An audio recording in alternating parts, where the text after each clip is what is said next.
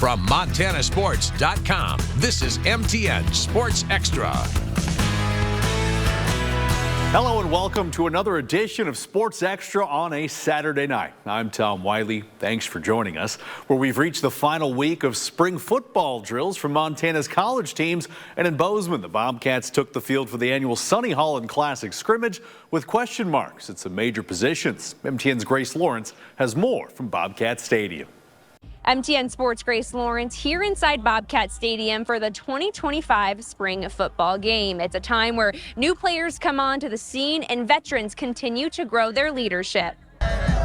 Defensive lineman Paul Brott is rocking the legacy number 41 for the first time this Saturday afternoon. The Billings native was selected on Thursday to carry on the tradition. Now into some highlights. First score of the game is from a wide receiver. Quarterback Chance Wilson hits Javante King 20 yards to the house, and the blue team is up 7-0. How about this 47-yard pass to Jacob Trimble? He has to go up and get it, a 50-50 ball, but he comes down with it. That sets up this 3-yard run from Colson Kuhn to punch it past the goal line and give the blue team a 14-0 lead.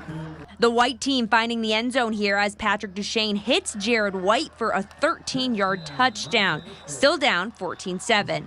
How about a little action from the secondary? They had 3 picks today. Here's one from Bryant Meredith, who transferred to the Cats this offseason. Kuhn with the touchdown here, 5 yards into the end zone to give it the white team a 17-14 lead. And Jabez Woods, a 12-yard run for the touchdown here. The white team is now up 24-14 with some personnel switching around this second half. Carson Williams has his second interception of the day to end the Sonny Holland Classic. White team on top this year. You know, the work that we put in on the field here this spring is behind us now, and you know, I think where we're at as a team will become much clearer. And then, you know, on that note, where we're at as individuals as well. You know, I think anytime we came out in scrimmage today included, you know, generally speaking, there was enough back and forth that you feel, you know, good about both sides. You know, being in the fight and going after it. In other Montana State football news, Saturday was also the final day of the NFL draft as Bobcat hopefuls try and find their spot in the league. It feels like a national holiday in Bozeman as the Las Vegas Raiders drafted Tommy Mellott in the 6th round on Saturday. With the 213th overall selection, the former quarterback heads to Vegas as a wide receiver. He made the switch this offseason, turning scouts' heads with an incredible showing at Pro Day. Highlights from that day included a 4.39 in the 40 and a 41-inch vertical. Mellott was the first ever Bobcat to win the Walter Payton Award, given to the top player in the FCS every year. The main NFL comparison that's been made for him has been former Patriot superstar and 3-time Super Bowl champion Julian Edelman, who also made the jump from elite small school quarterback to a wide receiver and specialist once getting to the league. Over the hill from the University of Montana, wide receiver Junior Bergen was drafted by the San Francisco 49ers. Bergen, a Billings native and senior graduate, was selected in the 7th round as the 252nd overall pick. Bergen stood out as one of the best punt returners nationally, finishing his career with 8 punt return touchdowns, which ties for most in FCS history. For continued coverage of Bobcats going pro, head to MontanaSports.com. Reporting in Bozeman for MTN Sports, I'm Grace Lawrence. Football parity in the Frontier Conference has never been better, and with 5 new teams joining the league in 2025, things are about to get a lot more interesting. MTN's Luke Shelton was in Dillon as the defending champs wrapped up their spring campaign ahead of a pivotal season. Hey everyone, MTN's Luke Shelton down here in Dillon, where the 2-time defending Frontier Conference champion Montana Western Bulldogs are about to play their spring game. And for the first time ever, it's taking place here at their on-campus stadium. This is our first glimpse at the 2025 Bulldogs, so let's get right to those highlights.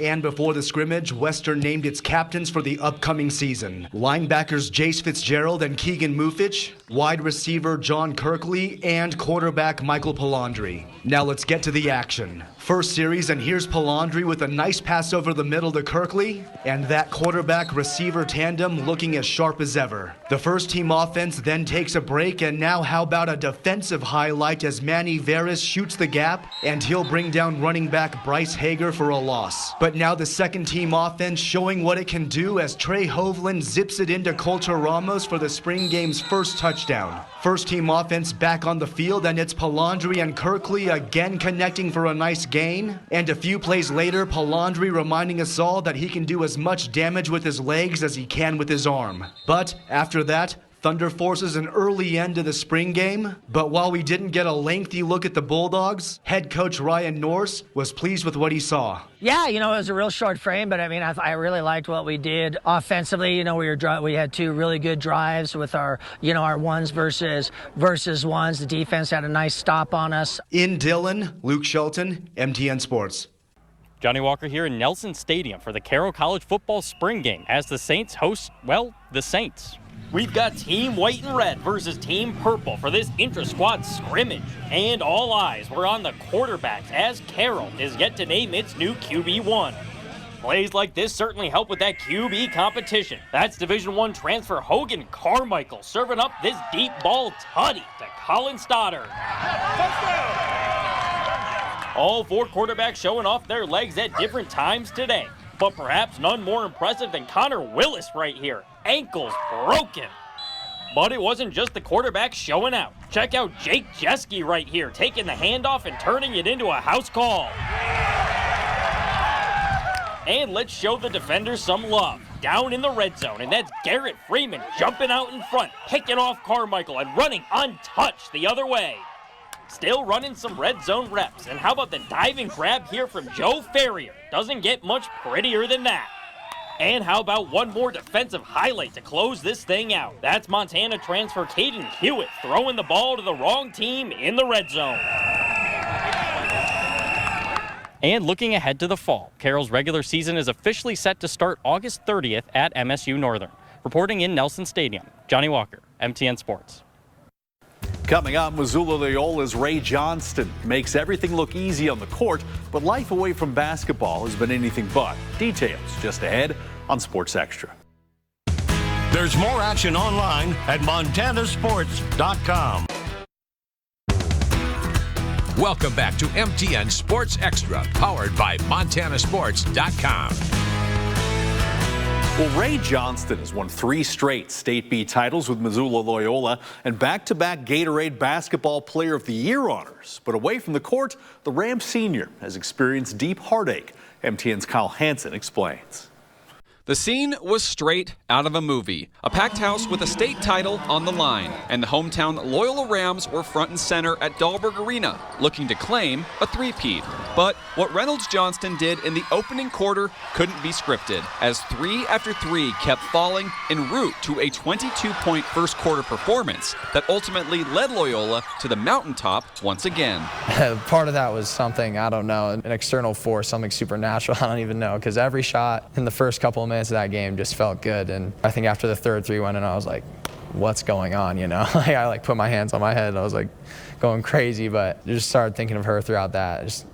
She would have loved it. She was Bernice Johnston, Ray's mother and biggest fan, who suddenly and tragically passed away on August 11th of last year. The season was for her, but Ray's performance in the championship game has Bernice written all over it. I felt like I just felt her with me that whole time. When I got subbed out, I just broke down in tears because, it was something she loved. She loved watching me play. For us to be in that environment, the only thing I could think of was her that whole game. Johnston needed a community around him, and Loyola provided exactly that as they embarked on making Montana history. From teammates to family to head coach Scott Anderson, who he's known since he was a young child. Johnston found that support everywhere. I had Everett and Sammy, both his brothers, and he was walking in with cowboy boots and diapers and an old sweatshirt. When I first met him, he didn't like me. I'd go up to him and try to talk to him, and he'd run and grab his dad's leg and just sneer at me. He was something else. Bernice's impact was felt by everyone in the program. She was on the bench with us, singing and dancing and having a ball. You can just see whatever they do as a family. They've done an amazing job with those kids, but you can see her in him right now. And Johnston found solace where you might expect. Right when I got back, I remember I was just like, I need to go to the gym. And then since then, it's just been like the gym has been my place to release, let go, kind of just let me think about stuff. Yeah, the gym and my family were the two biggest parts. But through it all, he persevered, and the rest is history, as the Rams became the first program to three-peat in Class B since the early 90s, and after the season, Johnston was named the Gatorade Player of the Year for the second straight year, joining fellow Missoula basketball standouts Trace Tinkle and Raleigh Wooster as multi-time winners. She was always super proud of the award. She'd always talk to me about, maybe getting it twice, but I felt like it was a lot more for her than it was for me. Now it's on to College of Idaho, the reigning NAIA national champs, where Johnston will have a chance to have an immediate impact. Ray is extremely talented, but the reason that we really wanted Ray to be in our program was it's his spirit. Ray has an incredible spirit about him. The way that he connects with people, the way that people feel around him, he creates a safe environment, he pumps people up, right? Like, that's what we want in our program, and he's gonna thrive with us. Through the ups and the downs, Johnston and Loyola's success was one for the history books. Joy, that's the first word that comes to mind. Is I can't think of very few times where I wasn't happy playing basketball here or doing anything off the court with the guys. So yeah, joy is the one word that comes to mind. Reporting in Missoula, Kyle Hansen, MTN Sports. Just ahead, a sprinter with a well-known name is stepping out of his family's shadow with stellar performances. That story next on Sports Extra. Welcome back to MTN Sports Extra, powered by MontanaSports.com. When you're in the same family as some of the most well-known and respected coaches in the state, expectations are naturally high. But as MTN's Alec Boffinger tells us, one Millstone track star is sprinting right past them. Millstone Jr. Tucker Keller has a strong family lineage on the basketball floor. His grandfather, the legendary Steve Keller, and his dad is Wes Keller, the women's basketball coach at Rocky Mountain College. So it's no surprise that basketball has been the focus for Tucker throughout his life. But things might have changed this spring with his performance on the track. Yeah, a little bit. If I could run track in college, I'd do it, honestly, because I enjoy it. I enjoy getting out and running, and it's fun, honestly. I like it. Currently, Keller has the number 2 time in the 400-meter dash in Class C and the number 4 time in the 200. He became increasingly motivated following last year's state track meet where he finished 19th in the 400. Dive into the weight room over the summer? Well, that's paying dividends for him this season. I had some high expectations for myself this year, and I worked really hard in the weight room. Was the biggest thing I think that made a difference was just getting stronger and lifting every day. Honestly, it was mainly just for basketball to get stronger, quicker, and just for basketball, but it happened to work out for track too, so. Keller's specialty is the 400, where he's knocked more than 2 seconds off of last year's season best and is positioned to compete in this year's Midland Roundtable Top 10 next week. That one-lap sprint around the track isn't for the faint of heart. I just think that control your breathing, right? So when I get out, I like to get out really hard and then just pace, well, not really pace myself, but stay natural on that back stretch and just breathe through it. And it hurts, but you just got to push through it. And that's how life is, honestly. You just have to push through things. And Keller is enjoying a breakout junior year on the track as he aims for his first pieces of state hardware. In Laurel, Alec Boffinger, MTN Sports.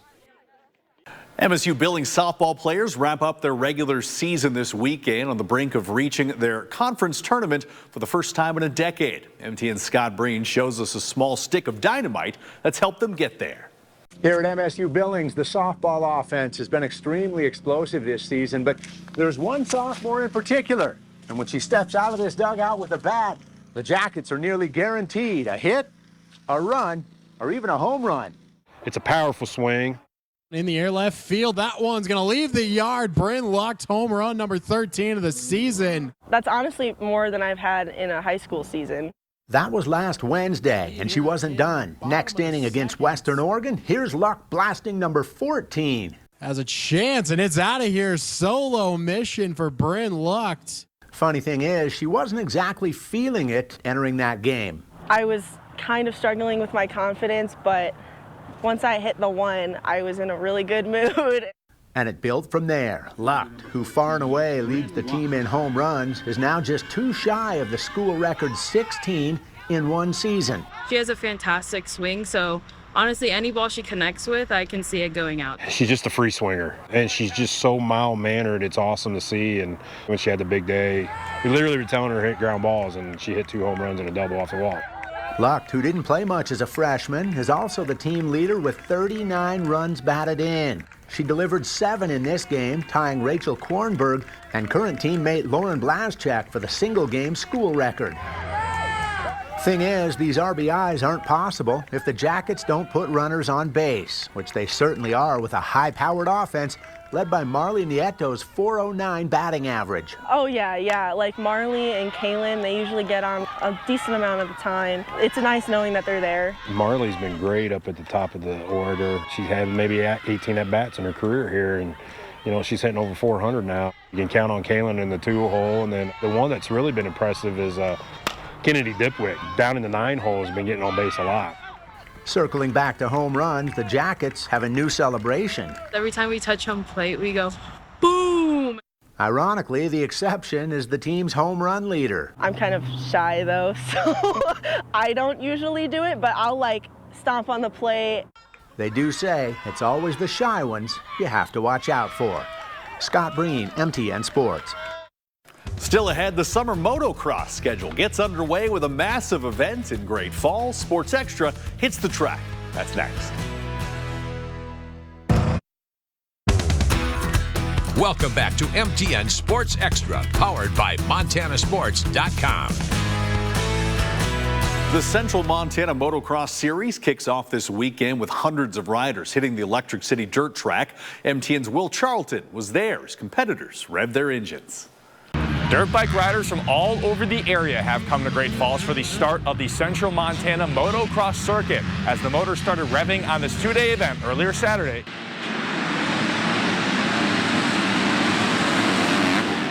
That's the sound you could hear coming from the Electric City Dirt Riders racetrack on Saturday. I love it, honestly. Like, there's nothing really that you can take away from it. I think I'm the oldest person here at age 69, and I'm still feel just like a kid, so that's why I do it. I like a little adrenaline. We have over 400 entries here at Great Falls, so it's a good, awesome race weekend. There's a lot that goes into it, a lot of prep going into this beforehand. Great Falls track has been working for weeks trying to get the track all prepped. The CMMX crew has been working all year just trying to get everything set up so we have a great race season. Well, that's a whole lot of riders, and a big reason why Central Montana Motocross Chair Jeremiah Fay said the sport is strong right now. Riders of all ages were showing off their racing skills, including the 16-year-old Hunter Andreessen and the previously mentioned 69-year-old Mel Montgomery, both natives of the Treasure State, where event coordinators said a majority of the riders come from. 12 years. This is going to be my 12th. Yep. So I started when I was 4. First race, I got a trophy. I got 4th place. So been going good ever since. Started baling hay when I was 12 and made enough money to buy my first dirt bike. But racing, I kind of got into it when my son was 9 years old, and we just sort of started doing it together. And this is the first of 13 races that CMMX will hold this spring and summer, they said. We're going to, from this weekend all the way till August 9th, which is our last round, we'll be going. The Electric City Dirt Riders track will host the CMMX circuit once again Sunday starting at 9 a.m. In Great Falls, Will Charlton, MTN Sports. That's all the time we have for this edition of Sports Extra. Thanks for watching. And remember, the conversation continues at MontanaSports.com, where you can find a recap of how Montanans fared in the NFL draft and which players signed free agent contracts. Have a great night.